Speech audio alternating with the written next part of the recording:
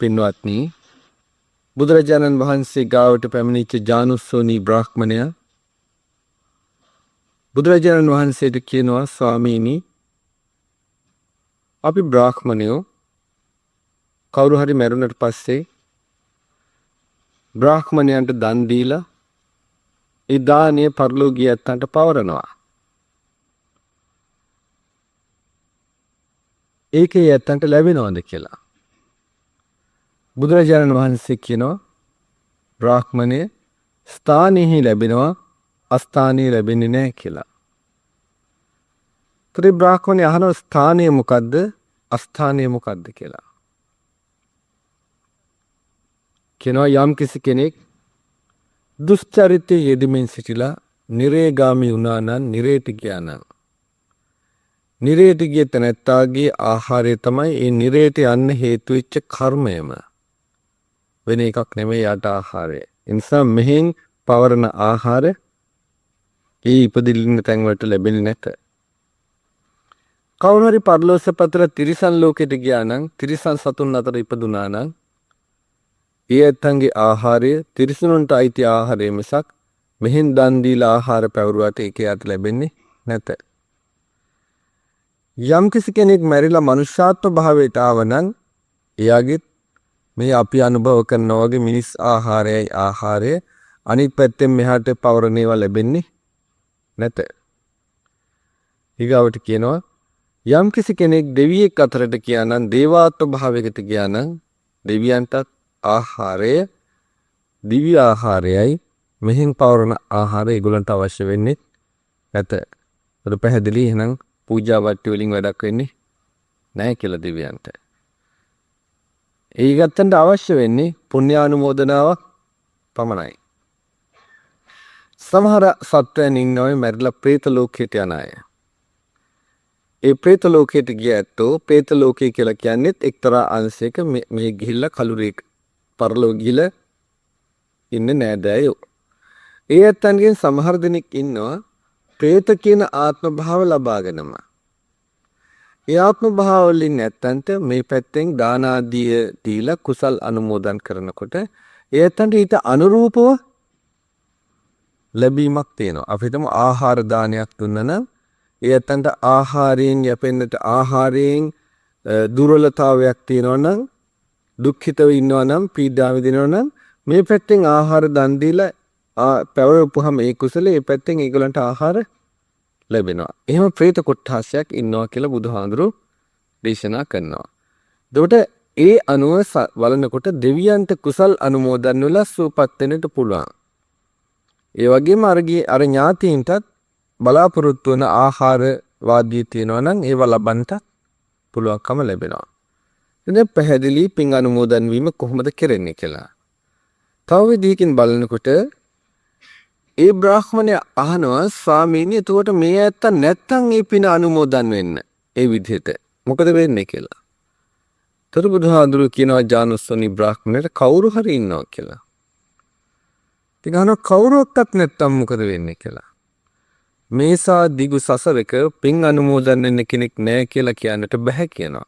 අනන්ත අප්‍රමාණ තවත් ඇත්තෝ පින් ගන්නට ඉන්න ඔය ඇත්තන්ගෙම ඥාති මිත්‍රාදී නැති ඕන් තරම් පින් අනුමෝදන් වෙන්නට මේ සසර ගමනේ. එනිසා කරන ලද කුසලය අපතේ යන්නේ නැහැ. ඒ කුසලය Tamanටත් හිතසුව පිණිස පවතිනවා, අනුන්ටත් හිතසුව පිණිස පවතිනවා. දැන් ධර්ම ශ්‍රවණයක් කරනවා, නැත්නම් ධර්ම දේශනාවක් කරනවා. මියගිය ඇත්තන් වෙනුවෙන් කරද්දී අපි කරන්නේ මියගිය ඇත්තන්ට බණ අහන්නට ආරාධනා කිරීම. ඒ අවස්ථාව සලසලා දෙනවා අපි. ඔය ඇත්ත බණ අහනවා වගේ එයත් බණ අහනවා. ඒ බණ අසද්දී අපි කෙලින්ම එයාට පවර්ලා තියනවා මේක ඔයාටත් එකයි කියලා. ඔයත් මේක අනුමෝදන් වෙන්න කියලා. එතකොට ධර්ම ශ්‍රවණයේදී එයාට සිද්ධ වෙන්නේ භාවනාමය කුසලයක්. කරගන්න බෑ සාමාන්‍යයෙන්. අපි අවස්ථාවක් සලසලා දෙනවා ඒ ඇත්තාට. කොහොමද ඒ ඇත්තා කුසල් රැස් කරගන්නේ කියලා. අහගෙන ඉන්නකොට භාවනාමය කුසල චේතනා එයාගේ සිතේ පහළ වෙනවා. පහළ වෙන සතුටක් භුක්ති විඳිනවා. එතන මේ කර්මය අනුව එයා සතුටු වෙනවා. ඒකයි පින් අනුමෝදන් වෙනවා කියන්නේ. කුසල් අනුමෝදන් වෙනවා කියලා කියන්නේ ඒකයි. අනුමෝදන් වෙනවා කියන්නේ අනුව සතුටු වෙනවා කියන එකයි. මෙතනින් මොකක්වත් එහාට යන්නේ නැහැ. ඡන්දා දෝසා භය මෝහා යෝ ධම්මං අතිවත්තති. ඡන්දය, ද්වේෂය, භය, මෝහය කියන මේ කාරණාවන්ගෙන් යම් කිසි කෙනෙක් අගතියට යනවා නම්, මේ කරුණ ඉක්මවා යනවා නම්,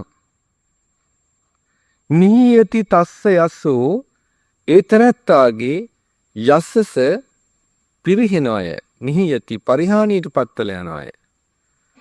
කාලපක්ඛේව චන්දිමා කළුවර පක්ෂයේ හඳ වගේ. හඳ කළුවර පක්ෂයට වැටිච්චහම මොකද වෙන්නේ?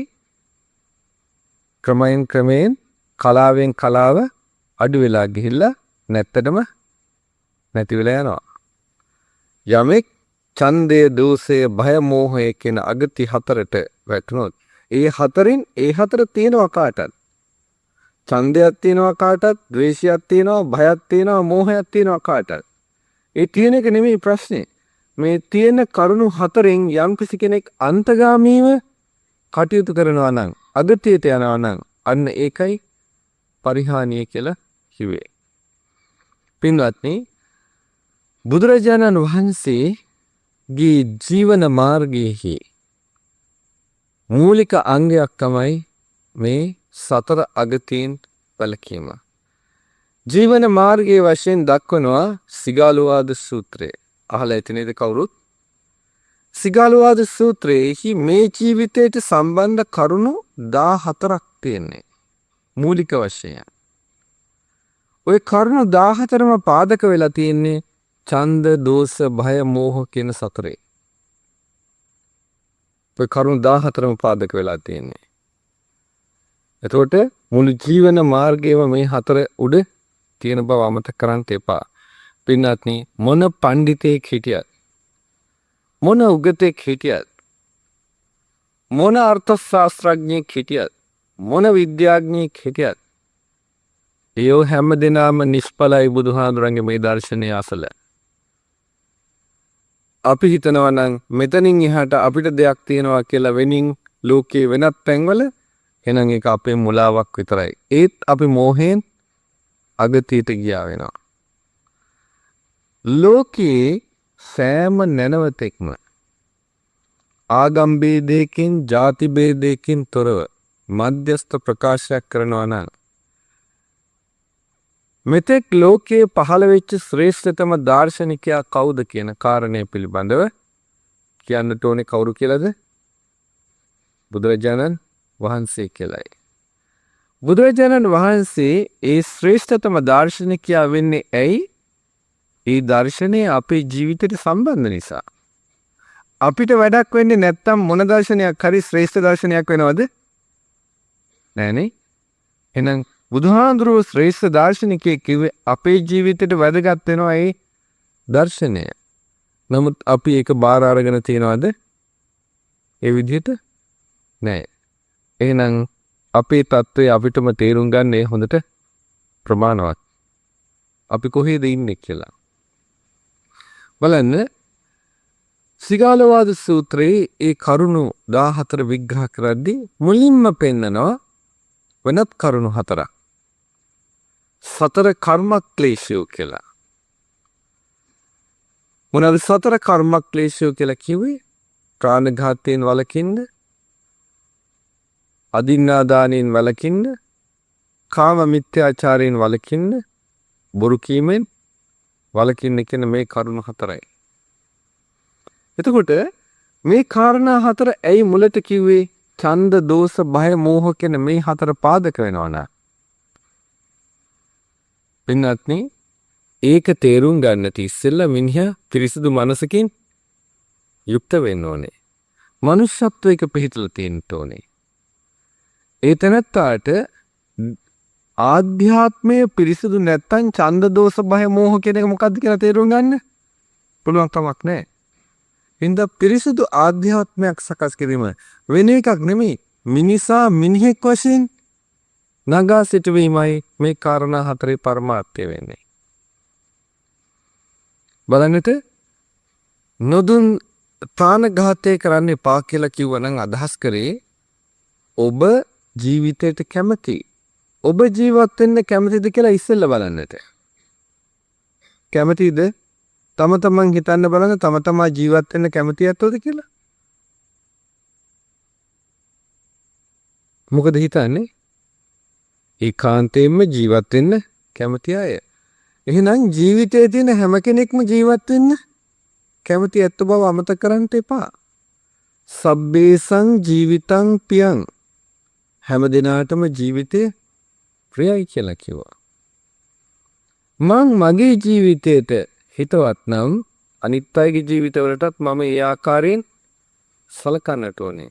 පින්වත්නි, මනස ක්‍රූර වෙච්ච තැනැත්තාද මේ ලෝකේ කරන්න බැරි දෙයක් නෑ. මේ මනස ක්‍රූර වෙන එක ආකාරයක් තමයි ප්‍රාණඝාතය කියන එක. බලන්න, අද ලෝකයේ ප්‍රාණඝාතය පැතිරිලා දැන් ඒ ප්‍රාණඝාතය මිනිසා ගාවටම ඇවිල්ලානේ. මිනිහා ගාවටම ඇවිල්ලා. එයි කුඩා සතෙකුගෙන් පටන් ගත්තාම ඒ කුඩා සතාගේ ජීවිතය දුරු කරන්නට, ජීවිතේ විනාශ කරන්නට දරන උත්සාහයත් එක්කලා තමන්ගේ මනස ක්‍රමක්‍රමයෙන් අපිරිසිදු වෙනවා, දුෂ්ට වෙනවා. ඊගාවට එතනින් එහාට ටික ලොකු සතුන් මරන්නට තියෙන බිය නැති වෙනවා, ලැජ්ජාව නැති වෙනවා. ඒ විදිහේ ඒ පසුතලයේ යටතේ මිනිහෙක් ගාවට යන එකේ තරම් ප්‍රශ්නයක් වෙන්නේ නෑ. බලන්නකෝ අද ලෝක සමාජයේ මොකද වෙලා තියෙන්නේ කියලා. හරියට තිරිසන් සතෙකුගේ ජීවිතය ගණන්ටවත් ගණන්නේ නෑ නේද මිනිහෙකුගේ ජීවිතයක්? ඒ තත්වයටම පරිහානියටපත් වුණා. ඇයි? නපුරු මනස. නිකන් නවතින්නේ මෙතනින්. අපිට දැන් හොඳටම පේන්නට කරුණු තිබුණට අපි හිතන්නේ නෑ. හිතන්නේ නැතුව කරන ගොඩාක් දේවල් තියෙනවා. අපි හිතන්නේ නෑ. පින්නතේ දැන් තියෙන කාරණා මත හිතලා බලන්නත් ශක්තියක් තියෙන්න ඕනේ. බුද්ධිය කියලා කියන්නේ ඒකයි. තියෙන දේවල් පාවිච්චි කරලා නොපෙනෙන දේවල් ගැන හිතන්නට ශක්තිය ඇති කර ගන්න ඕනේ. අද අපි කරන්නේ අපේ දැක්ක දේ, අපි ඉගෙනගත්ත දේ විතරක් පාවිච්චි කරලා ඒ ටික ඔස්සේ දුවනවා. අපිට නොපෙනෙන දේ ගැන හිතන්නට අපි උත්සාහ ගන්න. නොපෙනෙන දේ කියලා කිව්වේ බුද්ධියෙන් තමන් වටහා ගැනීමේ ශක්තියක් ඇති කර ගන්නට ඕනේ. නැත්තම් කවදාවත් කෙනෙකුට දියුණුවක් සලස ගන්න පුළුවන් වෙන්නේ නැහැ. දැන් ඒ ආකාරයෙන් අපිට පැහැදිලි දෙයක් තමයි මනසේ දුෂ්ට භාවය වර්ධනය වීම. අද නැද්ද වෙන්නේ? දවසින් දවස අපි විමසලා බැලුවොත් හොඳටම පේන්නේ අපේ සමාජයේ මිනිස් මනස දුෂ්ට වෙනවා. ඊගාවට කියනවා නොදුන් දේ ගන්න එපා කියලා. නොදුන් දේ ගන්න එපා කියන එකෙන් අදහස් කළේ පින්වත්නි වෙන කාරණයක් නෙමෙයි. ඊර්ෂ්‍යාව කියන එක පතුරවන්න එපා කියන එකයි.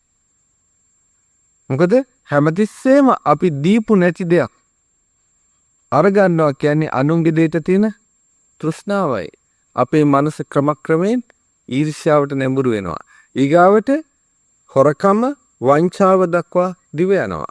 මේ ආකාරයෙන් අපි දන්නවා අපට මනසට වෙන හානිය. ඊගාවට කාම මිත්‍යාචාරය එපා කියනවා. එයි පින්වත්නි, කාම මිත්‍යාචාරය කරන තැනැත්තා මුළු සමාජයේම වෛරය කියන ගින්නෙන් අවුලවන කෙනෙක් බවට පත් වෙනවා. කාම මිත්‍යාචාරය හරි දරුණුයි. පළවෙනි සිල්පද දෙක ගත්තාම ප්‍රාණඝාතයෙන් වළකිනවා, නොදුන් දේ ගැනීමෙන් වළකිනවා කෙනෙක් ගත්තාම මේ කාරණා දෙකේ තියෙනවා මෙත්තා, කරුණා, මුදිතා, උපේක්ඛා කියන සතර බ්‍රහ්ම විහරණම. කාම මිත්‍යාචාරයෙන් වළකිනවා කියනකොට ඒක තහවුරු කරලා පෝෂණය කිරීමක් කරන්නේ. මොකද නිකන් හිතන්න, යම්කිසි භාර්යාවක් පරපුරුෂ සේවනයේ යෙදෙනවා. ඒ ස්වාමියා ඒ භාර්යාව කෙරෙහි වෛර කරන්නේ නැද්ද? දරුවෝ ඒ අම්මට වෛර කරන්නේ නැද්ද? නෑදෑ හිතවතුන් වෛර කරන්නේ නැද්ද? එතකොට ඒ අම්මා අර ඔක්කොටම වෛර කරන්නේ නැද්ද? ගේ ඇතුළ ඒ විදිහට වෛරී පසුබිමක් ඇති වෙනකොට පැතිරිලා යනවා නම් සමාජයේ පුරා මොකද්ද පැතිරෙන්නේ? වෛරයයි. අන්තික පින්වත්නි කිව්වේ මොකද්ද? ආරක්ෂා කරන්න කාන්තාව. මේ කාමේසු මිච්ඡාචාරා කියන සිල්පදේ තියෙන්නේ කාන්තාවගේ ආරක්ෂාවට. මේ සිල්පදේ විග්‍රහ කරනකොට පෙන්නනවා කාන්තාවගේ ආරක්ෂකයන් 16 දෙනෙක්. මාතුරක්ඛිතා අම්මා විසින් රකින්න කාන්තාවක් ඉන්නවා. පිතුරක්ඛිතා තාත්තා විසින් රකින්න කාන්තාවක් ඉන්නවා. මාතු පිතුරක්ඛිතා අම්මා තාත්තා දෙන්නම රකින්න කාන්තාවක් ඉන්නවා. මේ විදිහට සහෝදරයා සහෝදරිය සහෝදර සහෝදරියන් නැන්දා මාමා නැන්දලා මාමලා ආදී වශයෙන් එනවා. යම්කිසි තැනක හිරබන්ධනගත වෙලා කාන්තාවක් ඉන්නවා නම් ඒ කාන්තාව එක්කලා පවා දුරාචාරී හැසිරීමක් තියෙනවා නම් ඒ කාම මිත්‍යාචාරයයි කියලා. දැන් මොකද කළා තියෙන්නේ? කාන්තාවගේ ආරක්ෂාව නෙවෙයිද? පින්වත්නි එක වෙලාවක බුදුහාඳුරෙන් අහනවා කිංසු භණ්ඩාන මුත්තමන් කියලා. භාණ්ඩ අතර උතුම් භාණ්ඩේ කුමක්ද කියලා අහනවා. බුදුහාඳුර කියනවා ඉත්ති භණ්ඩාන මුත්තමන් කියලා. ස්ත්‍රිය තමයි භාණ්ඩ අතර උතුම් භාණ්ඩේ කියලා. මේක සෙල්ලමට කියපු වචනයක් නෙමෙයි. බොහොම ගැඹීර අර්ථයක් මේකේ තියෙන්නේ. අපි සමහරකට මේ වචනේ පාවිච්චි කරන්න බයයි. දැන් මම මේ වචනේ පාවිච්චි කරනකොට සමහර දෙනා කැමති නෑ. මොකද සංකල්ප ගොඩක් ඔළුවේ තියෙනවා. බලන්න ඕනේ ඇයි බුදුහාඳුරෝ ඒක කිව්වේ කියලා. පින්නත් අපි හිතමු හොඳ දියමන්තියක් ඔබවපු මුද්දක් ඔය ඇත්තන්ට තියෙනවා. උතුම් භාණ්ඩයක්ද? රන් මුදුවක් තියෙනවා දියමන්තියක් ඔබවපු. උතුම් භාණ්ඩයක්ද ඒක? උතුම් භාණ්ඩයක්. ඔය දියමන්තිය සහිත මුද්ද තියෙන භාජනය වටින එකක් වෙනවද? නැද්ද? ඒකත් වටින එක තියන්නේ. අනිත් එක හැමතිස්සෙම හොයලා බලනවා. ආරක්ෂාව සපයනවා. මුරකාවල් තියනවා ආරක්ෂා කරන්නට. ඇද්ද? ඒ සාමාන්‍ය භාණ්ඩයකට උතුම් භාණ්ඩයකට ඒ වගේ ආරක්ෂාවක් සපයනම් ඒ ආරක්ෂාව සපයන තැනැත්තා දැනගන්නට ඕනේ. තමන් මේ වගේ දෙයකටත් මෙහෙම ආරක්ෂාවක් සපයනවා නම් එහෙනම් බුදුහාමුදුරු දේශනා කරේ ඉත්ති බණ්ඩාන මුත්තමන්. එහෙනම් ඊට වඩා ආරක්ෂාව සලසන්න ඕනේ කාටද? ස්ත්‍රියටයි කාන්තාවටයි. කෝ අපේ සමාජයේ එහෙම එකක් තියනවද? මේ බෞද්ධ සමාජයක් අපේ සමාජයේ එහෙම දෙයක් තියනවද අපේ සමාජයේ? කල්පනා කරන්න පොඩ්ඩක්. තවදුරටත් අපිට බෞද්ධයයි කියලා කියාගන්න පුළුවන්ද කියලා කල්පනා කරන්න. පින්වත් මන් දන්නේ මගේ පෞද්ගලික හැඟීම නම් අපිට බෞද්ධයෝ කියලා කියන්න පුළුවන් කමක් නැහැ. බොහොම සුළු කොටසකට විතරයි මේ අයිතිය තියෙන්නේ. ඊගාවට කියනවා මුසාවාදා වේරමණී බොරු කියන්නට එපා කියලා. බොරු කියන්නට එපා කියලා කියන්නේ බොරු කියන කෙනාට මේ ලෝකේ කරන්න බැරි අපරාධයක් නැහැ කියනවා. එක බොරුවෙන් නවතින්නේ නැහෙනේ. දෙකක් තුනක් කෙලවරක් නැතුවම යනවා. ඊගාවට පාපයට තියෙන විලිබිය දෙක නැති වෙලා යනවා. පාපයට විලිබිය නැති වෙච්ච වෙලාවට පරදාර සෙවන පරපුරුෂ සෙවන කරන්න බැරිද? පාපයට විලිබිය නැත්තම් බොරුවෙන් වහන්නත් දන්නවනම් මොකද්ද කරන්න බැරි? ඕන දෙයක් කරන්න පුළුවන්. කියනවා ගැහණියෙක් මිනිහෙකුටත් මිනිහෙක් ගැහණියෙකුටත් තියෙන ආකර්ෂණය විතර ආකර්ෂණයක්. සිද්ගත් ගැහණියට සිද්ගත් පුරුෂයාගේ අනිත් පැත්තට එහෙමයි. ඒ ආකර්ෂණය විතර ආකර්ෂණයක් මේ ලෝකේ කොහක්වත් නැහැ කියලා. ඒක නම් තියෙන ලොකුම ආකර්ෂණය. බොරුවෙන් වහන්න පුළුවන් නම් විලිබිය නැත්තම් කප්පක් අරක සිද්ධ වෙන්නේ නැද්ද? කාම මිත්‍යාචාරය. ඕනතරම් නම්‍යතාවය තියෙනවා. එතකොට එහෙනම් බුරා නැගෙන ගිනි දැල්ලක් සංසිඳවන්නට තමයි කිව්වේ පොහොය පෙහෙවස් සමාදන් වෙන්න කියලා. භ්‍රමචාරී වෙන්න කියලා සුමානයකට දවසක්. එන්නත් කෝ අපේ බෞද්ධ ප්‍රතිපද ඊගාවට කියනවා ඒ හතර අනිත් එක පස්සේ. මේ හතරෙන් මොකද්ද කරන්නේ? බලන්න මේ වැරදි හතරෙන් වැළකීලා ඉන්න මිනිස්සයා මානසිකව බලන්න මෙත්තා කරුණා මුදිතා උපේක්ඛා කියන හතර තියෙනවා නම් ඒ තැනත්තා මේ ආත්ම භාවයේ ශ්‍රේෂ්ඨ විහරණයෙන් යුක්ත කෙනෙක් කියලා කිව්වා. ශ්‍රේෂ්ඨ විහරණයෙන් කියලා කියන්නේ මිනිස්සෙක් වශයෙන් විශාල ආධ්‍යාත්මික ගුණ වගාවක් වර්ධනය කරන්නා වූ මිනිසෙක් බවට පත් වෙනවා. ඒ මිනිසයා පුදුම මානසික සංහිඳියාවකින් ජීවත් වෙනවා. ඒ ජීවත් වෙනකොට එයාගේ ශරීර සෞඛ්‍ය පිළිබඳව ඒ තත්ත්වය බලපානවා. මනස හොඳ කෙනාගේ ලේ ධාතුව හොඳයි. ලේ ධාතුව හොඳ වෙනකොට මානසික ක්‍රියාවලිය හොඳ වෙනකොට එතනත්තාගේ හෝමෝන්ස් ක්‍රියාවලිය ප්‍රසන්න බවට පත් වෙනවා. හොඳ වෙනවා. හෝමෝන්ස් ක්‍රියාවලිය ලේ ධාතුව අර මනසේ භාවනාමය ශක්තිය ඉදිරිපත් වෙනකොට මොලේ සෛල වර්ධනය සිද්ධ වෙනවා. දන්නවද අද මොන පඬිතෙක් හිටියත් ඔය හැම කෙනෙකුගේම අපි කාගේ මොලේ සෛල වලින් ක්‍රියාත්මක භාවයේ පවතින්නේ 20% විතරයි. 80% මොලේ සෛල බුද්ධි තවම අක්‍රියයි. පින්නොත් ඒකයි කිව්වේ යෝගාවේ ජායති භූරි කියලා. යෝග කරන්න නුවණ වැඩෙන්න ඒ යෝගී පංචශීලයට ආපුවම තියෙනවා සතර බ්‍රහ්ම විහාර තුල.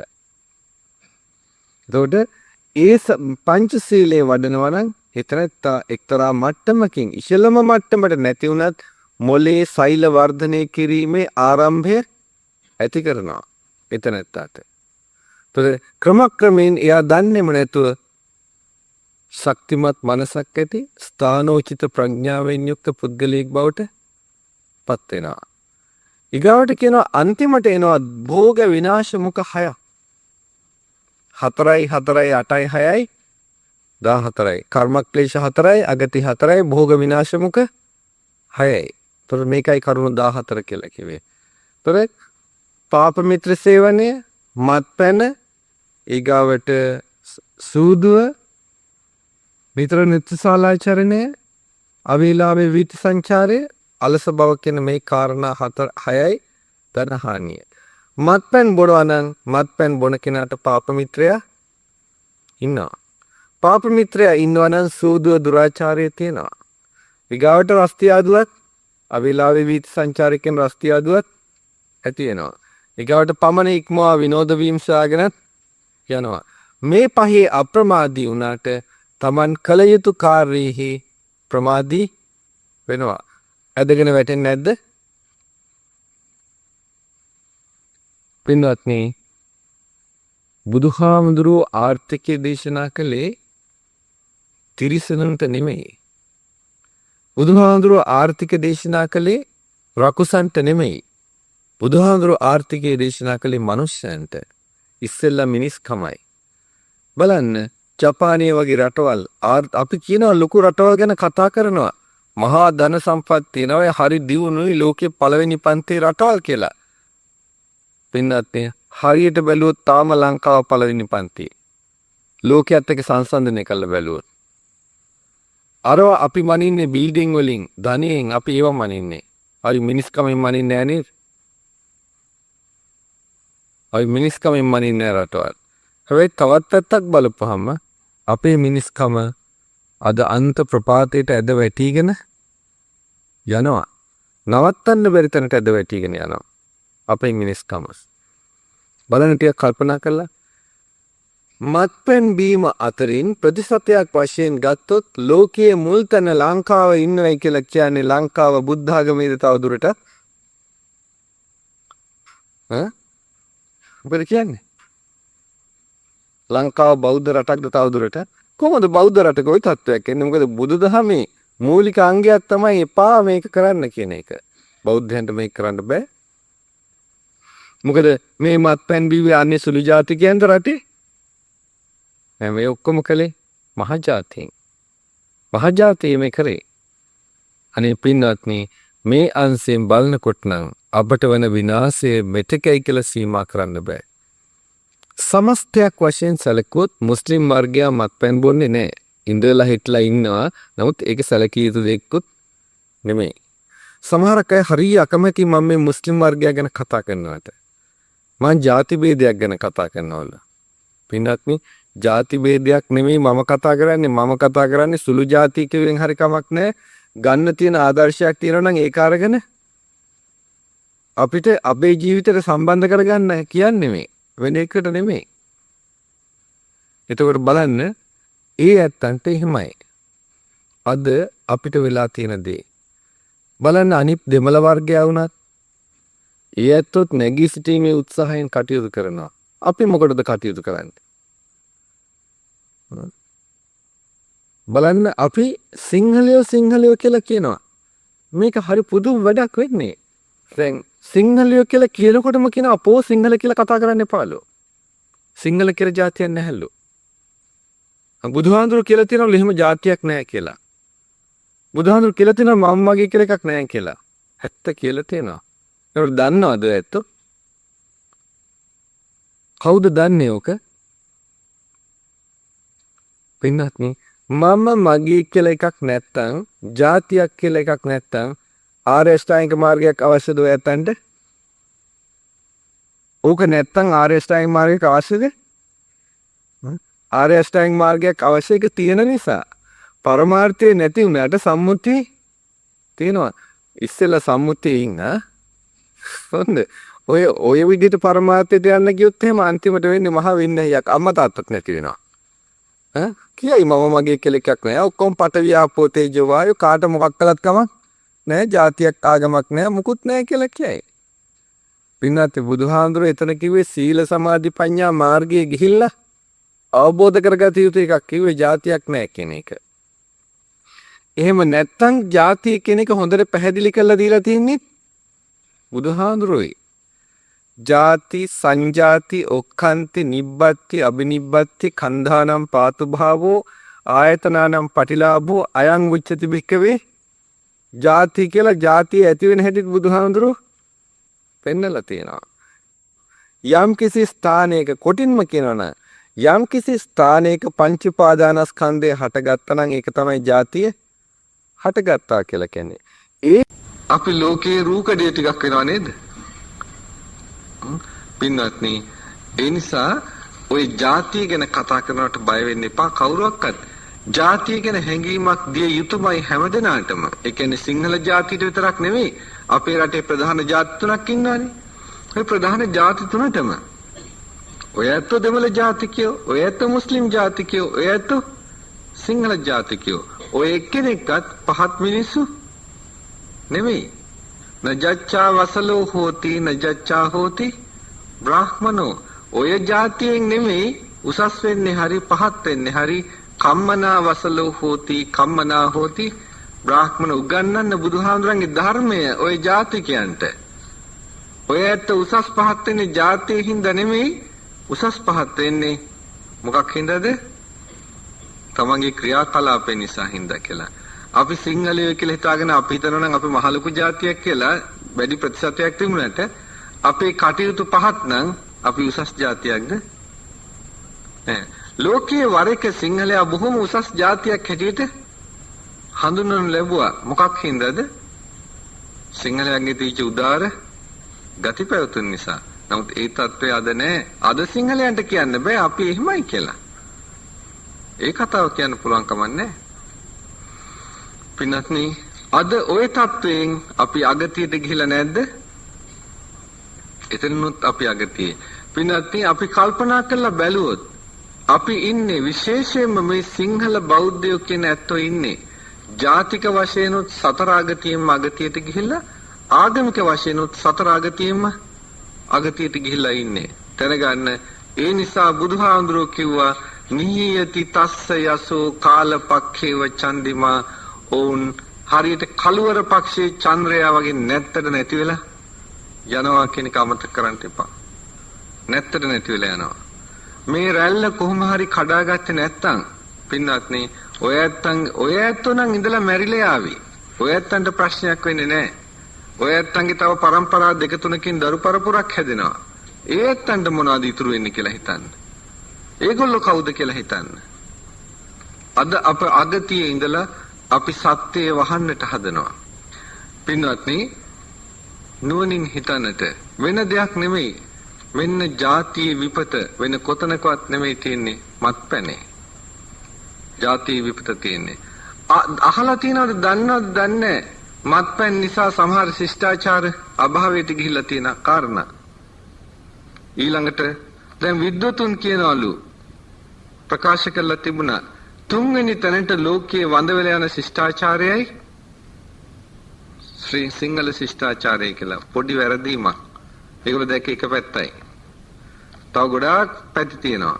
දැනගන්න තුන්වෙනි තැනට නෙමෙයි පළවෙනි තැනට ලෝකේ නැති වෙලා යන ශිෂ්ටාචාරය තමයි ලංකාවේ සිංහල ශිෂ්ටාචාරය කියන එක. ප්‍රධාන එක හේතුවක් තමයි මත්පැන්. වෙන එකක් නෙමෙයි. බලන්න කල්පනා කළා 70%කට වැඩිය අපේ සිංහලයෝ මත්පැන් පානය කරනවා. 70%කට වැඩිය. සිංහලයන්ගෙන් 70%කට වැඩිය. මේ පිරිමි ගෑනු නෙමෙයි. මේ මත්පැන් බොන්නේ.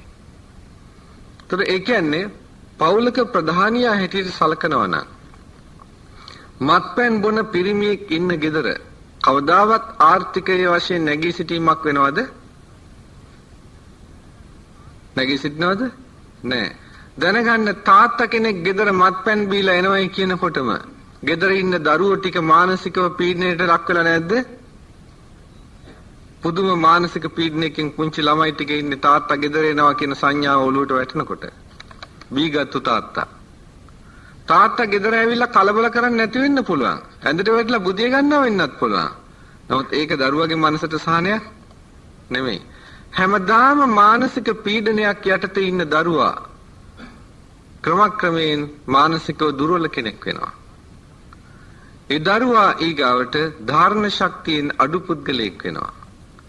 ඒ ධාරණ ශක්තිය හදා ගන්නට ඒ ළමයට පමණ ඉක්මවා ටියුෂන් ගන්නටත් සිද්ධ වෙනවා.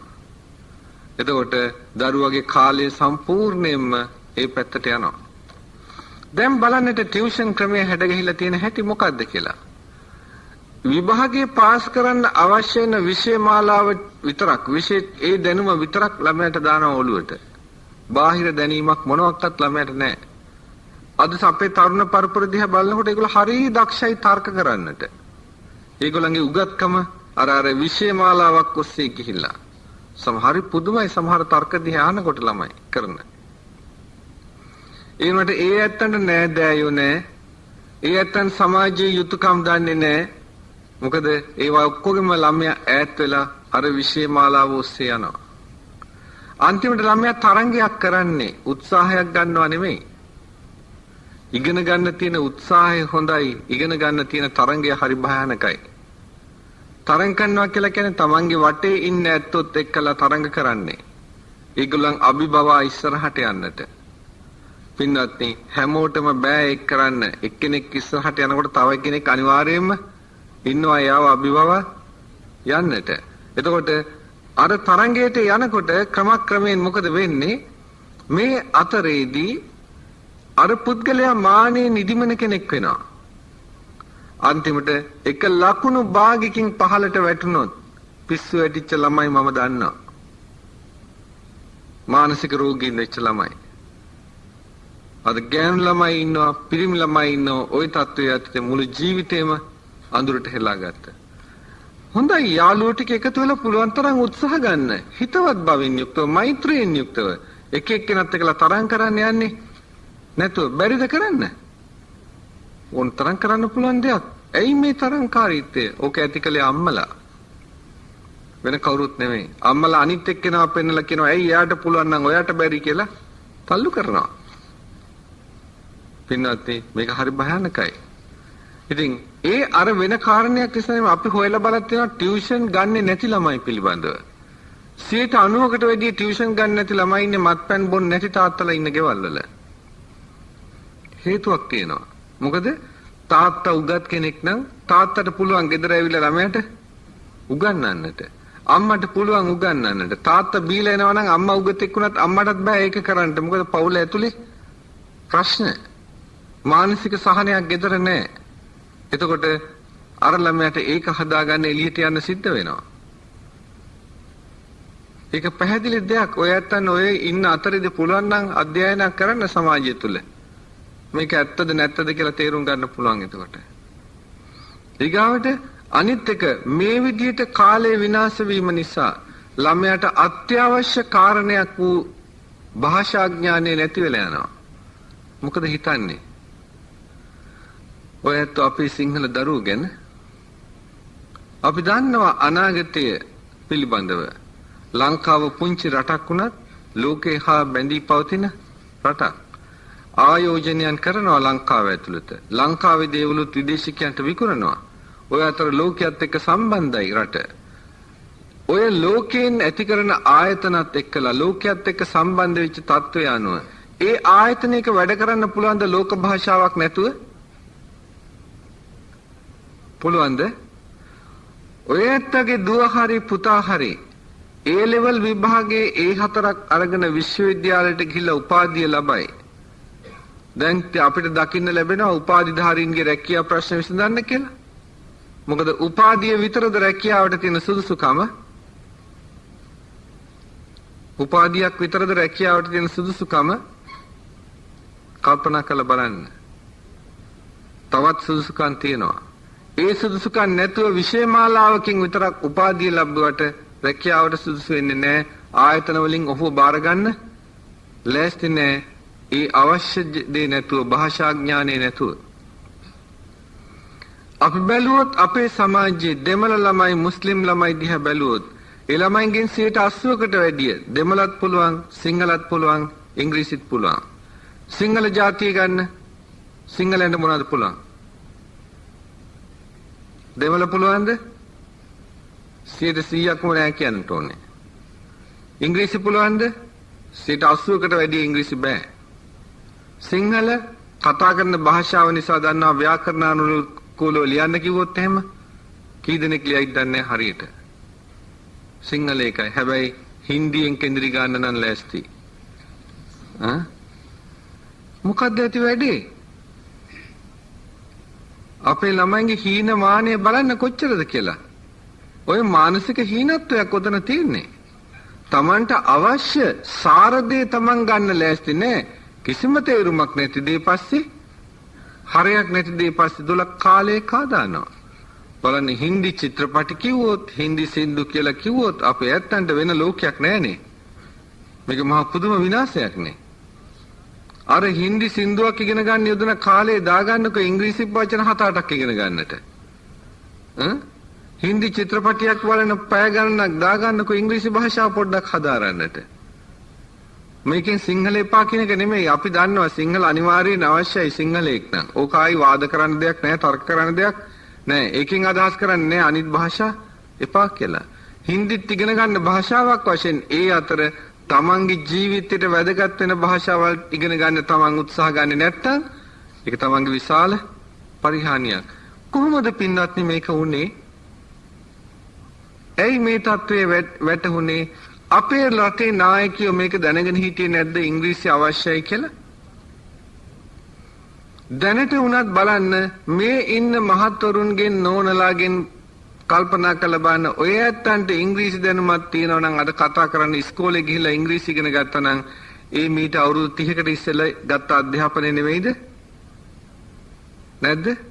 එතනින් මෙහා පැත්තේ අධ්‍යාපනයේ ඉස්කෝලේ ඉංග්‍රීසි ඉගෙනගෙන ඉංග්‍රීසි කතා කරන කෙනෙක් පෙන්වන්න බලන්න. ගෙදර පරිසරයෙන් කතා කරලා දැනගත්තා නම් ඇරෙන්නට ඉස්කෝලෙන් නෑ. අද බලන්න මොනතරම් හානියක්ද වෙලා තියෙන්නේ කියලා. මේ තත්ත්වය යටතේ කවුරුත් සිහිනුවණින් හිතන්න මොකද්ද වෙන්නේ කියලා. ඉහළ සර්සාවකට සුදුසුකම් ලබනවාද එකම සිංහලයකත් මේ අනුව අනාගතයේදී? උපාධිතේ සුදුසුකමක් ලබනවාද? නෑ. මොකද ඉහළ තනතුරක් දරන්නට අනිවාර්යෙන්ම ඉංග්‍රීසි භාෂාව මොකද දැනගෙන තියෙන්න ඕනේද නැද්ද? දැනගෙන තියෙන්නට ඕනේ. එතකොට එහෙනම් කල්පනා කරන්න බලන්න පොඩ්ඩක් කවුද ඒ තැන් වලට එන්නේ කියලා ඔක්කොම. මුස්ලිම් ජාතිකයෝ එනවා, දෙමළ ජාතිකයෝ එනවා. පින්නත් මම මේ ಜಾති ભેදය අවසන් කියනවා නෙමෙයි. මම මේ අනාගතයේදී ಜಾතිවාදී කෝලාහල ඇති වෙන නවත්තන්නයි මම මේ හදන්නේ. ඒකයි සමහරව දකින්නේ මම මේ කතා කරන එක ಜಾතිවාදී කියලා නෑ. මම මේ හදන්නේ ಜಾතිවාදී කෝලාහල නුදුරු අනාගතේ මේ විතරක් නෙමෙයි. ලංකාවේ බලන්න මේ මං කියන දේ අහලා මේක වෙන්නේ නැද්ද කියලා. ඔයත් සිහිනුවණින් කල්පනා කරන්න. අපිට නවත්තන්න පුළුවන් ද මුස්ලිම් ජාතිකයන් උසස් තනතුරු වලට එන එක? අපිට නවත්තන්න පුළුවන් ද දෙමළ ජාතිකයන් උසස් තනතුරු වලට නවත්තන එක? එන එක නවත්තන්න පුළුවන්ද? නවත්තන්න ඕනේද? අවශ්‍යත් නැහැ. සුදුසුකම් අනුව එනවනම් ආපුවදින්. ඒ ඇත්ත සුදුසු නම්. අපේ ඇත්තන්ට සුදුසුකම නැත්තම් නුසුදුසුන් එතෙන්ට දාන්න පුළුවන්ද? මහජාතිය බව ඇත්තයි. මහජාතිය භාෂාවෙන් වැඩ කරන්නේ නැහනේ. ඒක අපිට ඇති කරන්නත් බෑ. මොකද මේ ලෝකයට සම්බන්ධ රටක්. එහෙනම් අරතනට ඒ ඇත්තන් එනකොට අපිට ඒව නවත්තන්න බෑ. නුසුදුසුන්ට තැන දෙන්න පුළුවන් කමක් නැහැ. ඒ ඇත්තන්ට සුදුසුකම් තියෙනවා නම් ඒ ඇත්තෝ ඒ තැන් වලට එන්නට ඕනේ. හැබැයි අපේ ඇත්තන්ට අපි ඉගෙනුවට જાතියක් නැහැ කියලා ඒ ඇත්තන්ට ඒ ඇත්ත උගන්වන ඔය ඇත්තන්ට જાතියක් තියෙනවා කියලා. ඔය જાතියක් නැහැ කියන ඇත්තන්ට ගිහිල්ලා කියන්නේ කියනක සුළු જાතින් ඉදිරියේදී ඔය ඇත්තන්ට જાතියක් නැහැ කියලා. ඔය ඇත්ත මුස්ලිම් නෙමෙයි, ඔය ඇත්ත දෙමළ නෙමෙයි, මේ අපේ රටේ එහෙම જાති නැහැ කියලා කියන්නකෝ බලන්න. කියයිද ඔය කවුරුවක්වත්? මං හිතන්නේ කාටවත් කියන්න පුළුවන් වෙයි කියලාත් ඔක. නෑ පින්නත් මම කියන්නෙත් නෑ එහෙම කියන්න කියලා. මොකද ඒක නැති කරන්න පුළුවන් දෙයක් නෙවෙයි. ඒතර ඒ ඇත්තෝ එහෙම ඒ ඇත්තෝ උගන්වනවා ඒගොල්ලන්ගේ ජාතිය ඉස්මතු කරන්න ඕනේ කියලා. ඒ කෙනෙක් උඩ තැනකට ගිය ගමන් එතන පහළ ඒවා හම්බ වෙන්නේ කාටද ඊට පස්සේ? ඒ ඇත්තන්ගේ ජාතීන්ට හම්බ වෙන්නේ නැද්ද? හම්බ වෙනවා. ඒක අසාධාරණත් නෑ. ඒත් සුදුසුයි ඒ ඇත්තෝ. ඒ නිසා ජාතික තමන්ගේ ජාතිය ඇත්තන්ට තැන දුන්නයි කියන එක බුදුහාඳුරුත් කිව්වේ ඥාතකානංච සංඝහෝ කියලා. ඥාතීන්ට සංග්‍රහ කරන්න කියලා. පින්නත් ඔය ඇත්ත සුදුසුකම් ඇතෝ යම් තැනක ඉඳද්දි. ඔය ඇත්තන්ගේ ඥාතියෙක් ඇවිල්ලා කියනවා මට උදව් කරන්න කියලා. ඒ ඥාතියගේ සුදුසුකම් තීද්දි ඔය ඇත්ත උදව් කරන්නේ නැත්නම් ඒ ඥාතිකම පවත්වන්න පුළුවන්ද? පුළුවන්ද? මං කියන්නේ සුදුසුකම් නැතුව නෙමෙයි. ඒ ඥාතියට සුදුසුකම් තියෙනවා නම් ඒ ඥාතිය උදව්වක් ඉල්ලනවා නම් ඔය ඇත්තන්ට උදව් නොකර ඉන්න පුළුවන්ද? නෑ ඒක සත්පුරුෂ ධර්මයක්. සුදුසුකම් තියෙනවා ඥාතියට උදව් කරන එක. ඥාති සංග්‍රහය කියලා කිව්වේ ඒකයි. ඥාතකානංච සංඝහෝ කියලා කිව්වේ ඒකයි. ඥාති සංග්‍රහය කියලා නුසුදුසුන් සුදුසුන්ට දානවා නම් අන්න අගතිය කියලා කියන්නේ ඒකයි. එතකොට දැන් මෙහෙම මේ જાතින් ඉස්සරහට එනවා. ඔන්න බලන්න අනිත් දේ වෙන මොකද්ද කියලා. පින්වත්නි අපේ ඇත්තෝ කන මදේ වගේ බොනවා. සීමාවක් නැහැ. ඒ ඇත්තන් දැන් බීලා මදිවට දරුවන් කප්පාදු කරන තත්ත්වයට ඇද වැටුණා. ඔය කියන ආර්ථිකය අපිට සල්ලි නැහැ, දරුවෝ හදන්න සල්ලි නැහැ කියලා අපි කියනවා. පින්වත්නි මම කියන දේවල් අගතියෙන් ගන්න එපා. මම කියන දේ ඇත්තේ පිහිටලා ගන්න. ඇත්තේ පිහිටන්න සත්‍ය බාර ගන්න ලෑස්ති වෙන්න දෘෂ්ටි තියෙනවා පැත්තකට දාන්නට. සමහරෙකුට හරි විසයි මම දන්නවා මේ කියන දේවල්. නමුත් ඔය ඇත්තන්ගෙන් මම ඉල්ලා සිටින්නේ කවුරු කොහොම කිව්වත් Taman එන්න මධ්‍යස්ථ ප්‍රතිපදාවකට. ඇවිල්ලා බලන්න මේක ඇත්තද නැත්තද කියලා. අද තාත්තලා කියනවා දරුවෝ හදන්න සල්ලි නැහැ කියලා. ඇයි සල්ලි නැත්තේ? මත්පැන් බොන්න ඕනේ, සිගරට් බොන්නට ඕනේ, දුරාචාරය ඕනේ, සූදුව ඕනේ, රේස් කෙලින්ට ඕනේ. මේ හැම එකක්ම ඒ ඇත්තන්ට ඕනේ. මේවට සල්ලි අවශ්‍යයි. මේවා අතහැර ගන්න බෑ. ඒක ගන්න හදන්නේ කොහෙන්ද? දරුවෝ කප්පදු කළා. අම්මලටත් ඒ තත්ත්වය තමයි තියෙන්නේ. අම්මලටත් තියෙන්නේ නිදහස අවශ්‍යයි, ස්වෛරී භාවය අවශ්‍යයි, විනෝදය අවශ්‍යයි, ටීවී එක බලන් ඉන්න එක අවශ්‍යයි. මේ වගේ දේවල් වලට දරුවෝ හදන්න ගත්තොත් කාලෙමදි. දරුවන් කෙරේ කැප වෙන්නට තියෙනවා. ඒක නිසා දරුවෝ හදන එකත් කප්පදු කරනවා. දෙපැත්තෙන්ම මේක වෙනවා. පින්වත්නි කියනවා අපිට ඕනෙලු මේ මොකද්ද කියනවා විමුක්තියක් ඕනෙලු අපිට. විමුක්තියට කාලයක් නැහැලු දරුවෝ හදන්න ගියාම. පින්වත්නි අම්මෙක් තාත්තෙක් වශයෙන් හොඳට දරුවෝ හදනවා නම් විමුක්තියක් එතනම බව දැනගන්න. මොකද හොඳ අම්මෙක් තාත්තෙක් වෙන්න බෑනේ දුස්සීලයකට. පුළුවන්ද? හොඳ අම්මෙක් තාත්තෙක් වෙන්න නම් හොඳ ආධ්‍යාත්මයක් තියෙන්නට ඕනේ. දරුවන් හදන්නේ ආධ්‍යාත්මේ ගොඩ නැගෙනවා. අද ඒක නෙමෙයි වෙලා තියෙන්නේ. අද ළමයි අච්චු ගහනවා, ළමයි බිහි කරනවා නෙමෙයිනේ. අද ඒකයි වෙලා තියෙන්නේ. බලන්න මේක නෙමෙයිද කියලා කියන්නේ. ඔන්න අපි දන්නවා සමහරක් තරුණ ඇත්තෝ අපි ගාවට ඇවිල්ලා කියනවා හාමුදුරනේ දොස්තර මහත්තයා කිව්වලු දරුවා ස්වාභාවිකව හම්බෙන්න පුළුවන් කියලා. ඒත් මම කිව්වලු නෑ සීස කරන්න කියලා. මොකද්ද මේ සංකල්පය? අම්මා ලෑස්ති නෑ දරුවා විඳින දරු දුක ගන්නට, දරුවා බිහි කරන වේදනාව ගන්න අම්මා ලෑස්ති නෑ. මොකද අරක සිහි නැති කළාම කපනවා. එතකොට කපපු එක තේරෙන්නේ නෑ. ඊගාවට මැහුවා බෙහෙත් ටිකක් දුන්න වේදනාව නැති වෙන්නට. දරුවා ලැබුවද කියලාවත් අම්මා දන්නේ නෑ. මොකද අර දරුවන් ලැබීමේ වේදනාව නැති නිසා අම්මයි දරුවයි අතර තියෙන සම්බන්ධය නැති වෙලා යනවා.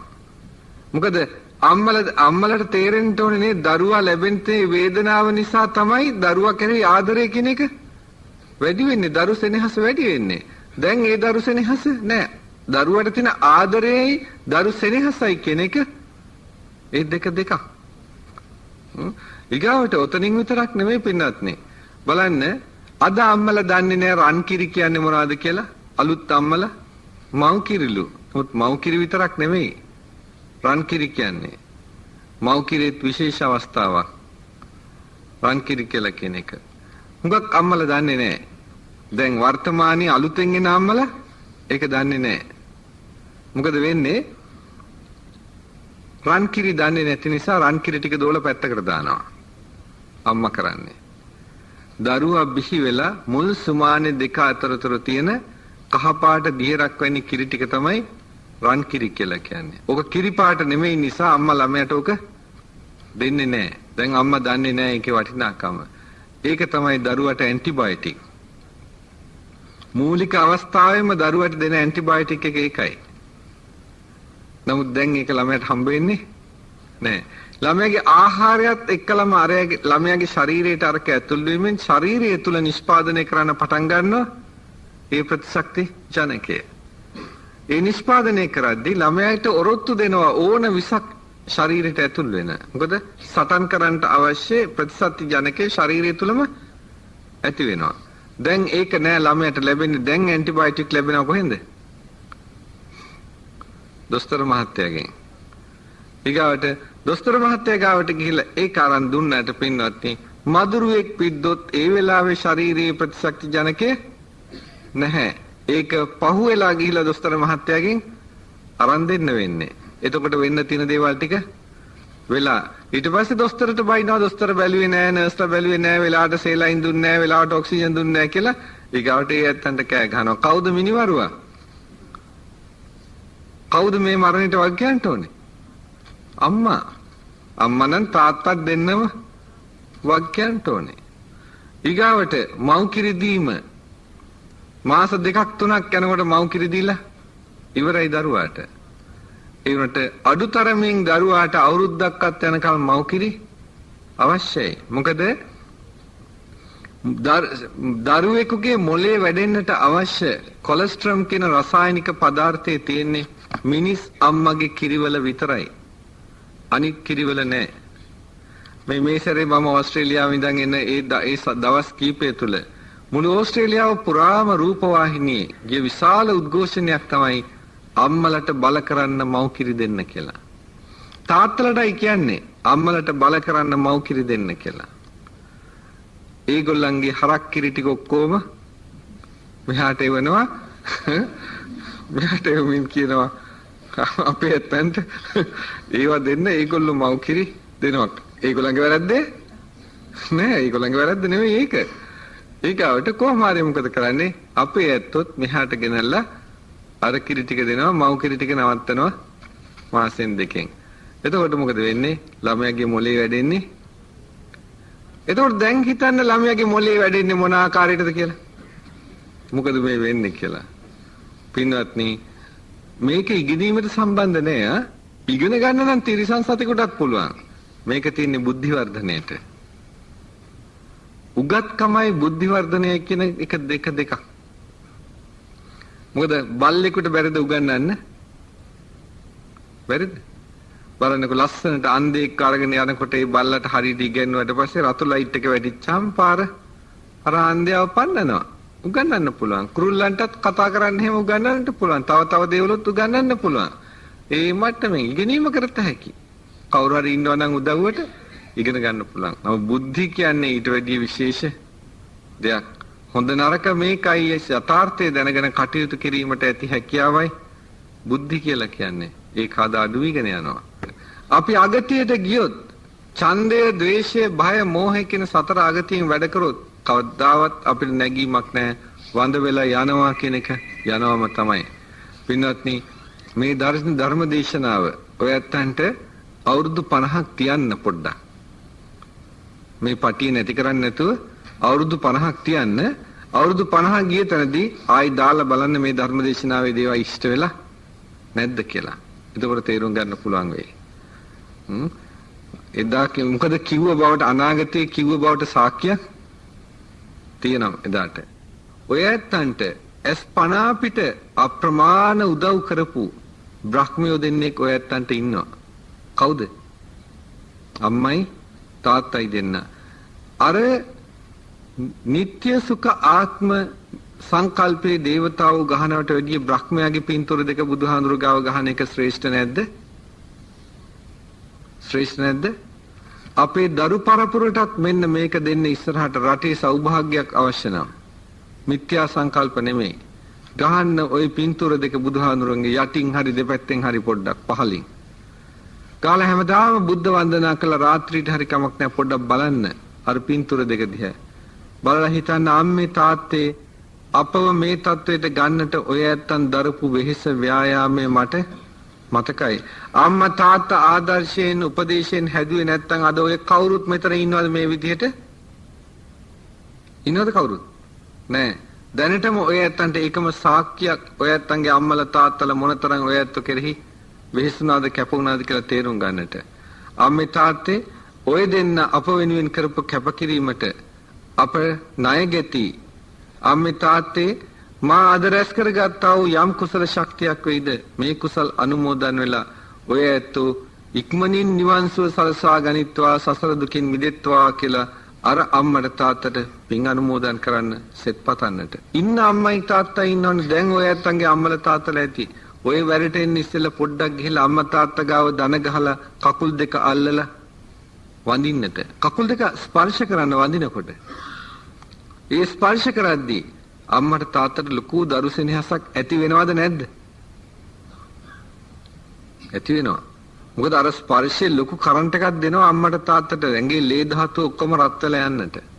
දරු සෙනෙහසින් රත් වෙන්නේ.